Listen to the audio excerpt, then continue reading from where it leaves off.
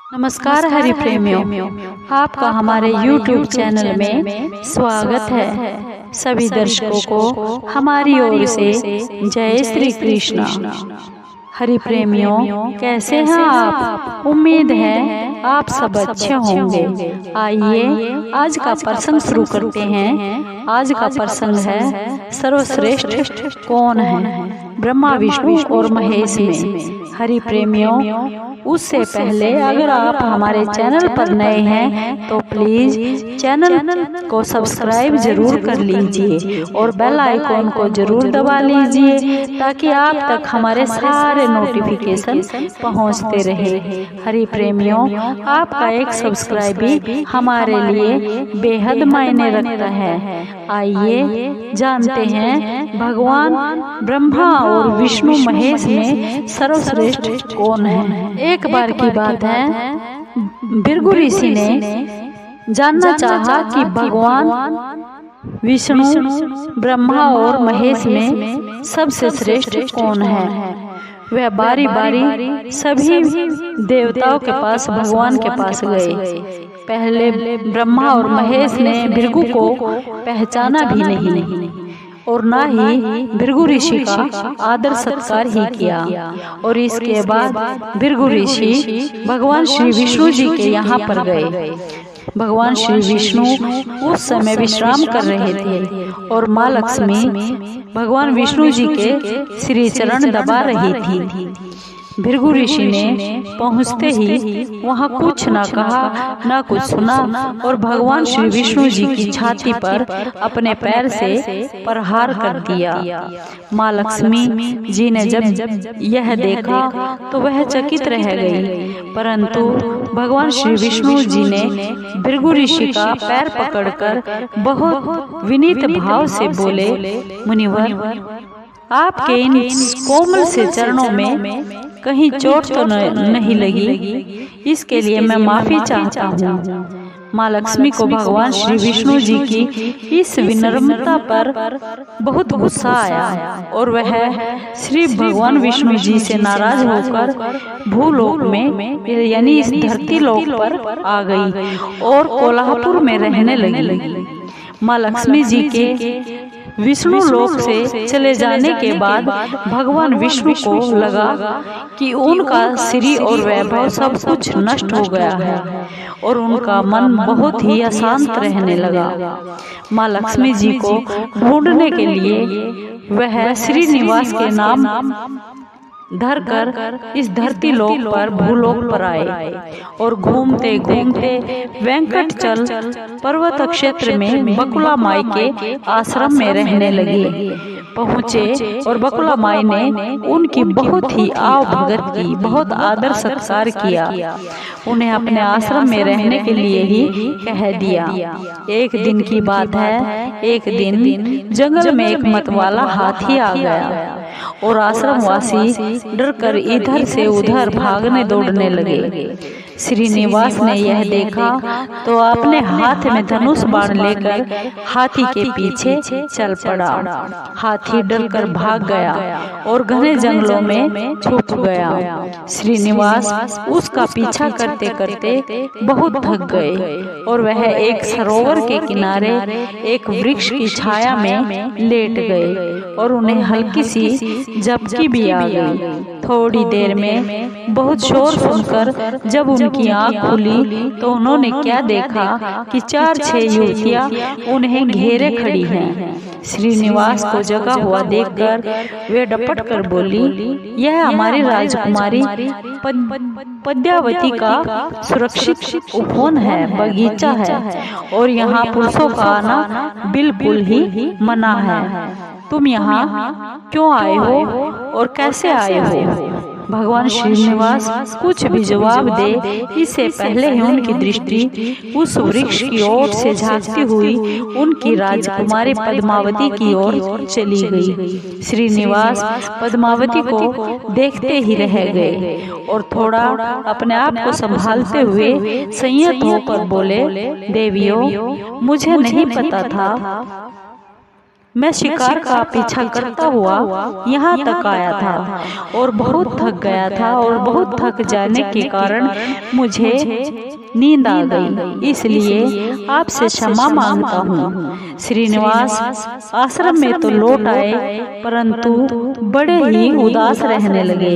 एक दिन माई ने बहुत ही प्यार से श्रीनिवास जी को उदासी का कारण पूछा, तो भगवान श्रीनिवास जी ने पद्मावती से मिलने की सारी कहानी कह सुनाई और फिर बोले, उसके बिना माँ मैं नहीं रह सकता। बकुला माई बोली, निवास तुम ऐसा सपने मत देखो, कहाँ वह प्रतापी चोल नरेश आकाश राज की बेटी है, और कहाँ तुम एक आश्रम में पलने वाले एक कुल गोत्रहीन साधारण युवक। भगवान श्रीनिवास बोले, माँ एक उपाय है, तुम मेरा साथ दो तो यह सब कुछ हो सकता है। बकुला माई ने भगवान श्रीनिवास का यह सच्चा प्यार देखकर हाँ बोल दी। भगवान श्रीनिवास ज्योतिष जानने वाली औरत का वेश बनाकर राजा आकाश की राजधानी नारायणपुर में जा पहुँचे। उसकी चर्चा सुन पद्मावती ने भी उस औरत को अपने महल में बुलाया और अपना हाथ दिखाया।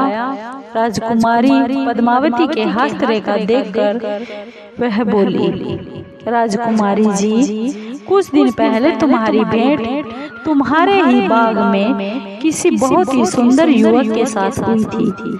तुम दोनों की आपस में दृष्टि मिल गई। उसी युवक से तुम्हारी शादी का योग बनता है। राजकुमारी पद्मावती की माँ धरणा देवी ने पूछा, यह कैसे हो सकता है? ज्योतिषी वह औरत बोली, जो ज्योतिषी बनकर आई थी। हाँ, ऐसा ही योग है महारानी। ग्रह कहते हैं कि कोई औरत अपने बेटे के लिए आपकी बेटी मांगने स्वयं आएगी। 2 दिन के बाद सचमुच ही बकुला माई एक तपस्विनी के वेश में उस राजमहल में आ गई। उसने अपने युवा बेटे के साथ पद्मावती राजकुमारी के विवाह की बात चलाई। राजा आकाश में बकुला माई को पहचान लिया। उन्होंने पूछा, यह युवक कौन है? बकुला माई बोली, यह श्रीनिवास है। वह चंद्रवंश में पैदा हुआ है और मेरे ही आश्रम में रह रहा है और मुझे अपनी माँ की तरह मानता है। राजा आकाश ने कुछ सोच विचार कर उत्तर देने के लिए बोला। बकुला माई के वहाँ से चले जाने के बाद आकाश ने राजपुरोहित को बुलाकर सारी की सारी कहानी बता दी। राजपुरोहित ने गणना की, फिर सहमति देते हुए कहा, महाराज, श्रीनिवास में विष्णु जैसा दैवगुण है और लक्ष्मी जैसी आपकी बेटी के लिए यह बहुत ही बड़ा सुयोग्य है। राजा आकाश ने तुरंत बकुला माई के यहाँ अपनी हाँ के साथ विवाह की लगन पत्रिका भी भेज दी और बकुला माई ने सुना तो वह बहुत चिंतित हो गई। श्रीनिवास से बोली, बेटा, अब तक तो विवाह की ही चिंता थी, पर अब पैसे ना होने की चिंता है।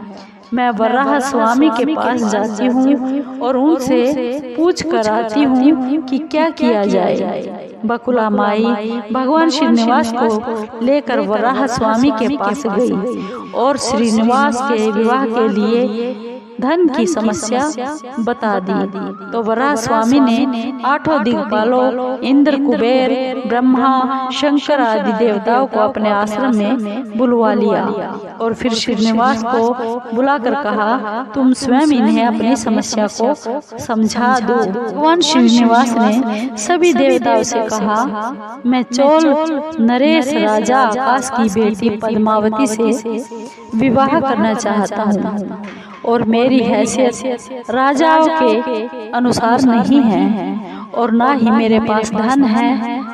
अब मैं क्या करूं? इंद्र ने कुबेर से कहा, कुबेर जी, इस काम के लिए तुम भगवान श्रीनिवासन को उधार दे दो। कुबेर ने कहा, उधार तो मैं दे दूं, पर उसे यह वापस कैसे करेंगे और कब करेंगे, इसका निर्णय भी तो होना चाहिए। भगवान श्रीनिवास बोले, आप इसकी चिंता बिल्कुल भी मत कीजिए, कलयुग के अंत तक मैं यह सारा ऋण चुका दूंगा। कुबेर ने स्वीकार कर लिया। सब देवताओं की साक्षी में भगवान श्रीनिवास के ऋण पत्र पर लिख दिया गया। उस धन से श्रीनिवास और पद्मावती का विवाह बहुत ही धूमधाम से हुआ। तभी नारद ने कोल्हापुर जाकर माँ लक्ष्मी को बता दिया। विष्णु ने श्रीनिवास के रूप में पद्मावती से विवाह कर लिया है। दोनों वेंकटाचलम पर्वत पर रह रहे हैं। यह सुनकर माँ लक्ष्मी बहुत दुखी हुई। वह सीधे वेंकटाचलम पहुँच गई। विष्णु जी की सेवा में लगी पद्मावती को बहुत ही बुरा भला कहने लगी। श्रीनिवास भगवान विष्णु रूप में मेरे पति हैं, तूने इनके साथ विवाह क्यों किया? दोनों ने आपस में वाक युद्ध होने लगा तो भगवान श्रीनिवास को बहुत दुख हुआ। वे पीछे हटे और पत्थर की मूर्ति के रूप में स्वरूप बदल लिया। जब दोनों देवियों ने इस बात को देखा कि उनका पति पत्थर की मूर्ति में समा गए हैं तो उन्हें बहुत ही दुख हुआ कि श्रीनिवास तो अब किसी के ना रहे, ना पद्मावती के और ना लक्ष्मी के। इतने में शिला विग्रह से आवाज आई, देवियों, मैं इस स्थान पर वेंकटेश्वर स्वामी के नाम से अपने भक्तों का सभी मनोकामनाएं पूर्ण करता रहूंगा और उनसे जो भी चढ़ावा मिलेगा तो उस धन से कुबेर के कर्ज का ब्याज चुकाता रहूंगा। इसलिए तुम दोनों मेरे लिए आपस में मत लड़ो। यह वाणी सुनते ही माँ लक्ष्मी जी और पद्मावती दोनों ने अपने अपने सिर झुका लिए। लक्ष्मी कोल्हापुर आकर महालक्ष्मी के रूप में प्रतिष्ठित हो गई और पद्मावती तिरुनाचूर में शिला विग्रह हो गई। आज भी तिरुपति क्षेत्र में तिरुमला पहाड़ी पर भगवान श्री वेंकटेश्वर स्वामी के दर्शन के लिए भक्तजन इसी भाव से शुल्क लिया जाता है, जिससे भगवान का ऋण चुकता हो सके। उनकी पूजा फूल मिठाई आदि से न होकर पैसों से उनकी पूजा होती है। इसी धन से भगवान श्री वेंकटेश्वर स्वामी कुबेर का कर्ज चुका रहे हैं। हरि प्रेमियों, आपको ये कथा ये कहानी कैसी लगी? अगर आपको ये कहानी ये कथा अच्छी लगी हो तो प्लीज चैनल को सब्सक्राइब कीजिए, लाइक कीजिए, शेयर कीजिए और कमेंट जरूर कीजिए। धन्यवाद हरि प्रेमियों।